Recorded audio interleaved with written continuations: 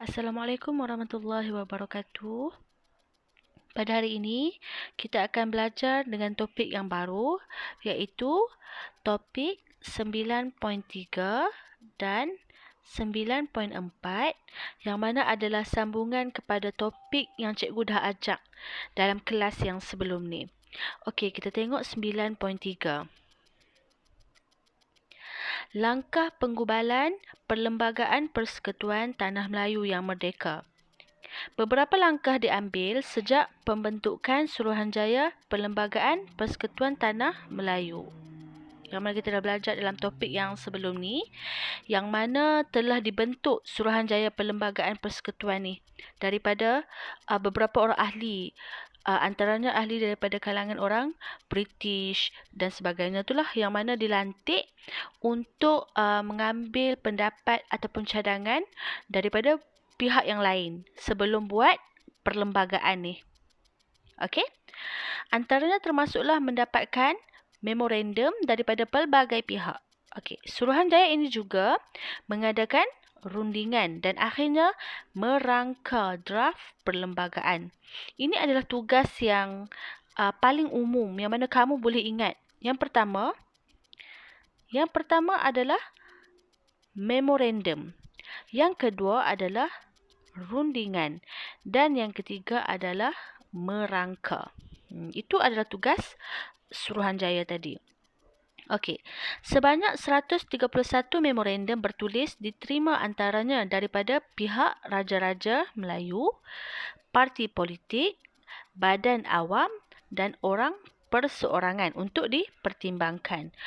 Memorandum ini berkaitan dengan corak pentadbiran, kewarganegaraan dan kedudukan istimewa orang Melayu, bahasa serta pendidikan. Okey, kita tengok satu-satu nah.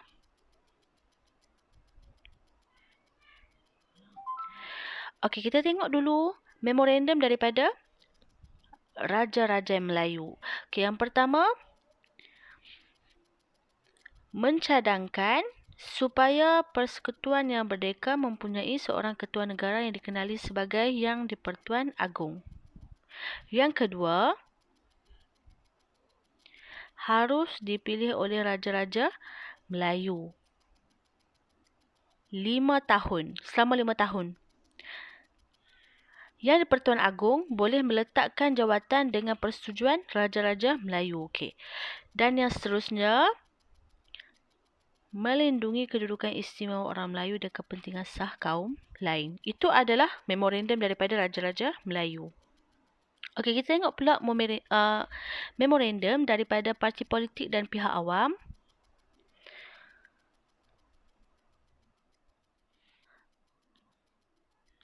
Okey. Apa cadangannya? Okey, yang pertama, menolak pemberian kewarganegaraan jus soli. Yang mana jus soli kita dah belajar dalam tajuk yang sebelum-sebelum ni.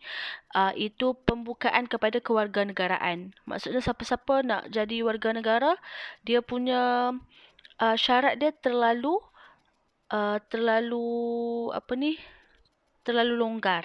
Jadi yang tu ni lah contoh kalau daripada parti politik, daripada UMNO sendiri. UMNO dia tak mau kewarganegaraan secara jus soli.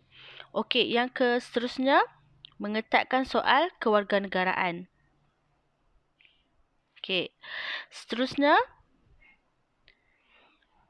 peruntukan bagi kewarganegaraan menerusi kelahiran. Okey, yang keempat, kedudukan kewarganegaraan mereka diteliti. Ini adalah daripada kalangan rakyat India. Tapi kalau rakyat Cina tadi yang ni, peruntukan bagi kewarganegaraan menerusi kelahiran. Okey, dan yang seterusnya daripada masyarakat Serani, hak mereka dipertahankan. Okey, seterusnya kita tengok dari sudut bahasa dan juga pendidikan. MCA. Okey, menuntut supaya semua sekolah yang ada daripada aliran bahasa Inggeris atau vernacular perlu diteruskan. Dan seterusnya, mencadangkan supaya semua sekolah kebangsaan mempelajari bahasa Inggeris, bahasa Melayu, Cina dan Tamil. Ini adalah tuntutan daripada MCA. Okey, yang ke seterusnya. Jadi kita habislah untuk kita tengok kat sini. Ini adalah dua memorandum yang diminta oleh pihak Raja-Raja Melayu dan juga pihak parti politik dan pihak awam. Okey. Seterusnya, kita tengok topik yang kedua ni.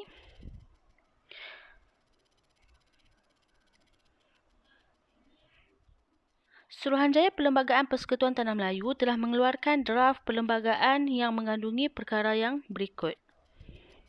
Jadi, mereka dah buat draft. Draft ni maksudnya kerangka awal, kerangka kasar. Okey. Yang pertama, meneruskan sistem kerajaan persekutuan dengan negeri mempunyai kuasa tertentu. Yang kedua, sistem kewarganegaraan berasaskan jus soli kepada semua yang lahir di Tanah Melayu. Yang ketiga, kedudukan istimewa orang Melayu diteruskan. Yang keempat, raja-raja diterima dengan konsep raja berperlembagaan dengan seorang yang di-Pertuan Agong dipilih bagi Persekutuan Tanah Melayu. Dan yang kelima, sebuah parlimen dengan dua majlis mesyuarat iaitu Dewan Negara dan Dewan Rakyat dibentuk. Ini adalah draft perlembagaan. Jadi kita tengok muka surat yang seterusnya. Bila dah Suruhanjaya Perlembagaan tadi dia dah buat draft, dia mesti ada reaksi. Reaksi terhadap draft Perlembagaan Persekutuan Tanah Melayu. Ini adalah reaksi dia.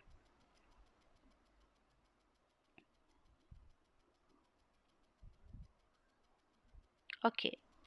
Yang pertama, terdapat ahli UMNO yang tidak bersetuju, tidak bersetuju dengan konsep jus soli kerana bimbang kedudukan istimewa orang Melayu akan tergugat.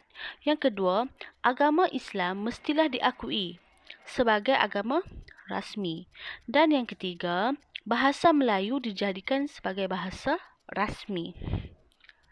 Maksudnya, draft awal perlembagaan tadi, Suruhanjaya tu memang buat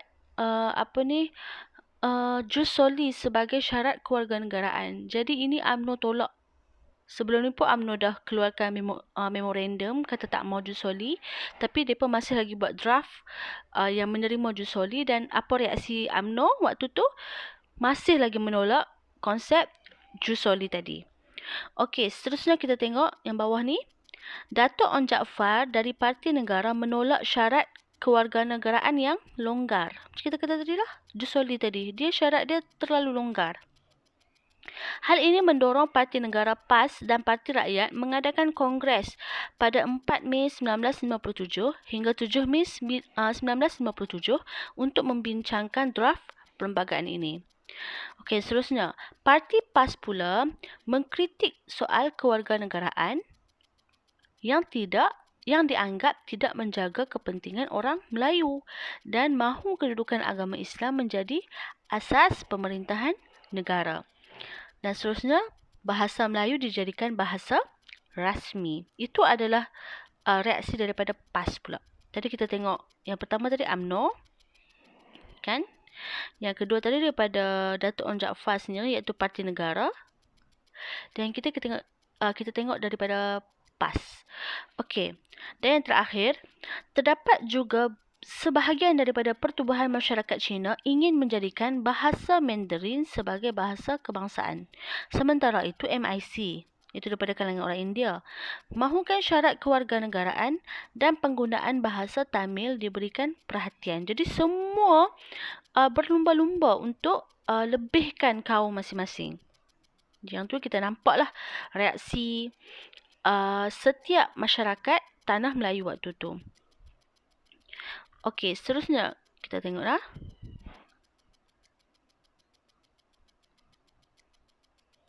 Okey. Pada 9 Mei 1957, Tunku Abdul Rahman, Datuk Abdul Razak Hussein, On Yok Lin dan Viti Sambanten berlepas sekali lagi ke London pergi lagi ke London untuk berbincang dengan kerajaan British tentang isu kewarganegaraan dan beberapa isu yang belum muktamad. Beberapa perubahan dan pindaan dibuat pada draft perlembagaan. Hasil pindaan disembah perkenan dan dibincangkan dalam Majlis Raja-Raja. Draft ini kemudiannya dibawa ke Majlis Perundangan Persekutuan untuk dibentangkan dan dibahaskan. Draft Perlembagaan Persekutuan Tanah Melayu akhirnya diluluskan oleh Parlimen British di London dan kemudian diluluskan oleh Majlis Perundangan Persekutuan pada 27 Ogos 1957. Dengan lulusnya rang undang-undang ini, maka Perlembagaan Persekutuan Tanah Melayu berkuat kuasa secara rasmi pada 31 Ogos 1957.